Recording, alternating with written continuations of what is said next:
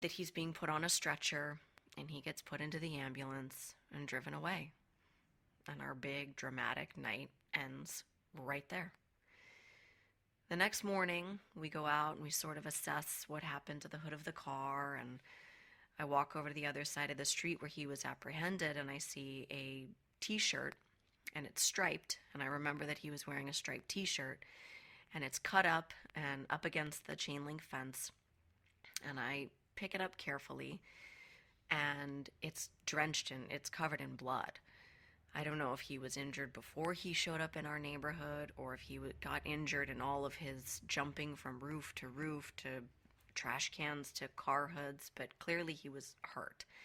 And that shirt got left there by the EMTs. So I take it over to our trash cans and lift up the trash can lid and dump it in the trash can. And I see there's even blood smeared on our trash can lid from where he had jumped from our garage roof onto the trash can and onto the hood of the car. This boy was scared, and he wasn't experiencing a reality that I know. And what struck me the most is telling this story to people afterwards in the days and weeks that followed, and how several people said to me right away, "That's why I have a gun. That's why I carry it. That's why I keep a gun inside my house. There'd be no way." Almost proud of the fact that if someone ever dared to enter into their home, they'd just take care of it right there, that they have the right to do that. And I understand the fear. My initial reaction is to protect my family. My children were asleep in their beds, and I wanted to protect them. But the minute I saw that young man's face, it clicked that this too was someone's baby. This was someone's child out there in the middle of the night, no shoes on, experiencing something. My babies are safe in their beds, and this baby outside wasn't safe. And I can only hope that when we woke up to him screaming, "Somebody, please help me, please help me," I really hope that that's exactly what we did that night, by calling 911 and getting him to a hospital where he could be helped.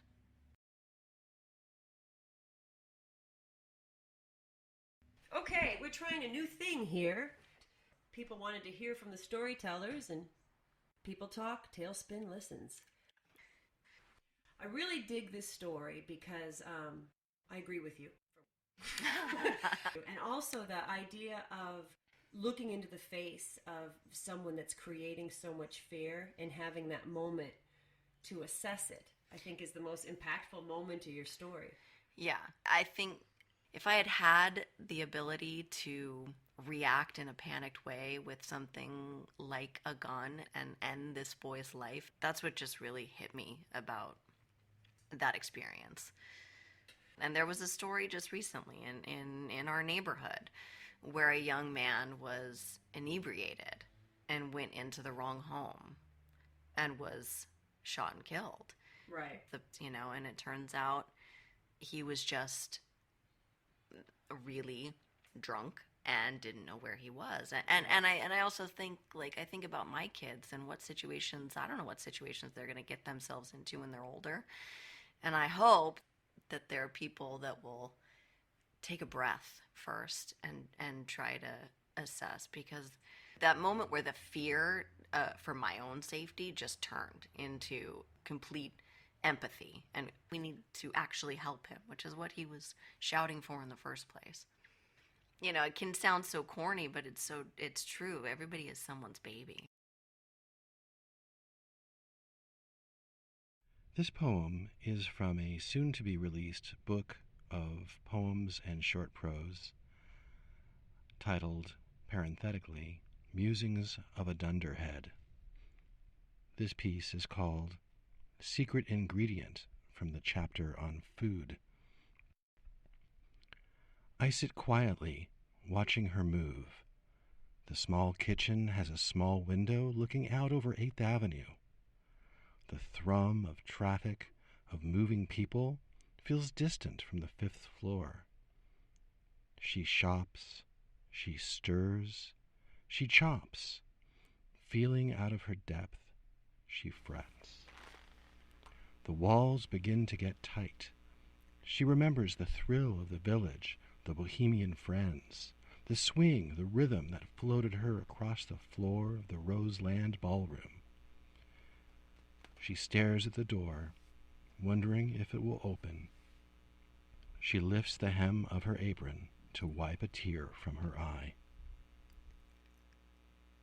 That was Sander Wolff. I'd like to thank Sander, Kelsey Stewart, and Camille Brightsmith for her song, What Love Can Be. I'd like you to contribute to our show. Without your story, there is no Tailspin. Contact me at melaniehiller.com or our Facebook page, Tailspin. Look up! Look up! Look up! Keep your eyes focused on the beautiful, ever-changing skyline.